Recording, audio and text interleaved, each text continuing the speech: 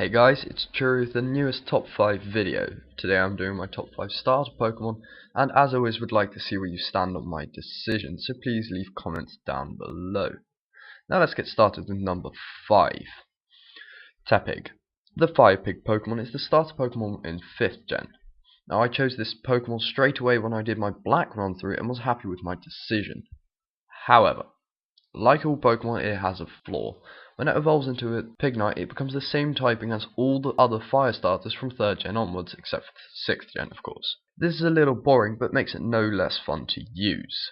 As a starter, Tepig needs a very low level to evolve into a Pignite, in this case needing to be only level 17. Stats wise, Tepig starts off with an evenly based starting ground, with its HP being a little higher together with its physical attack, but all its other stats are equal. This changes when it evolves and turns into a fighting type.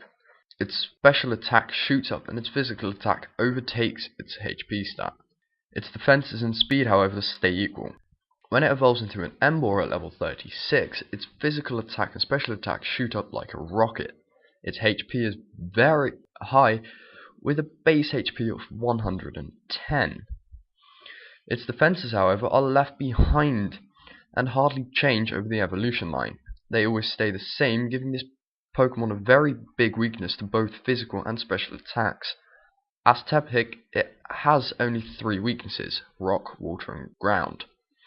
It does however also have 6 resistances: bug, steel, fire, grass, ice and fairy.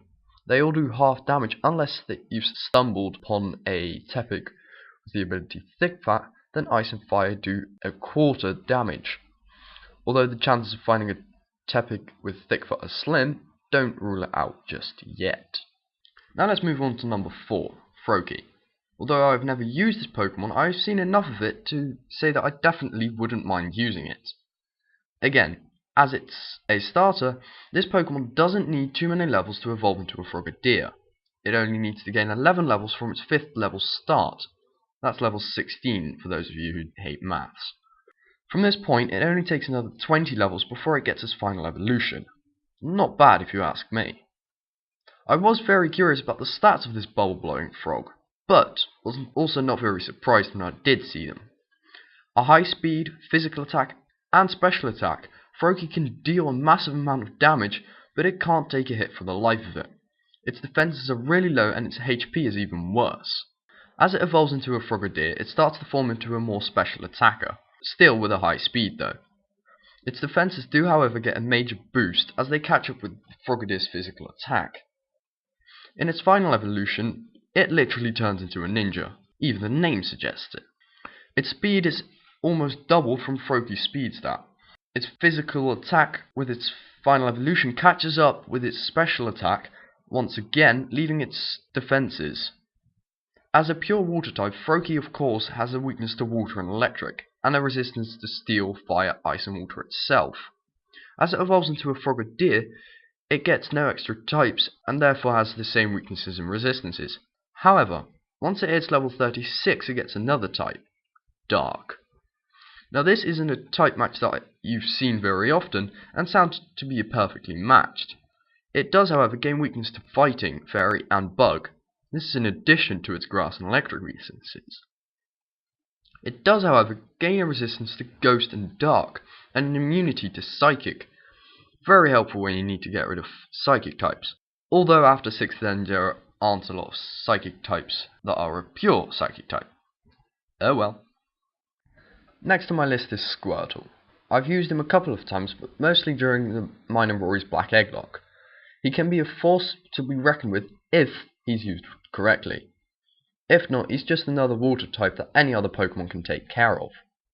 It only takes 11 levels from when you receive Squirtle for him to evolve into a Wartortle, and then at level 36 you get a Blastoise. Although throughout all of its evolutions it doesn't gain or lose any types, this keeps it straightforward with being weak to only 2 types, electric and grass, and be resistant to 4, steel, fire, ice and water itself. Its stats are more defensive than attacking, with near enough the same special and physical defense, and with near enough the same physical and special attack. Its speed and HP are also near enough the same. Its first evolution doesn't do much to vary this, although all its stats do go up dramatically. On its final evolution without Mega Evolving, its stats again go up dramatically, but don't change much in the sense that they vary. Very annoying, but he is still one of my favourite starters. In second is Bulbasaur. Everyone that watched our Fire Red Leaf Green randomizer versus Nuzlocke will have seen my Venusaur, Tulip. Now Bulbasaur is the only ever starter to start off with two types, Grass and Poison. It does keep these throughout its whole evolution line, so it keeps its weaknesses throughout. These weaknesses are Fire, Flying, Ice and Psychic.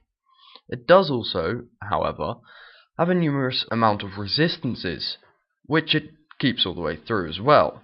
Fighting, Water, Electric, Fairy and Grass itself. Bulbasaur's evolution line is pretty much the same as all the other starters, evolving first into an Ivysaur at level 16 and then eventually into a Venusaur level 32. The stats come at a little bit of a surprise to me. It's a physical and special split. Its physical stats are equal, its special stats are equal, and its speed and HP are equal. Its special stats are higher than its physical stats, and its HP and speed are the worst. Once it turns into an Ivysaur, the stats don't change much. They all gain an increase, and its speed and HP go up a little more than the other stats.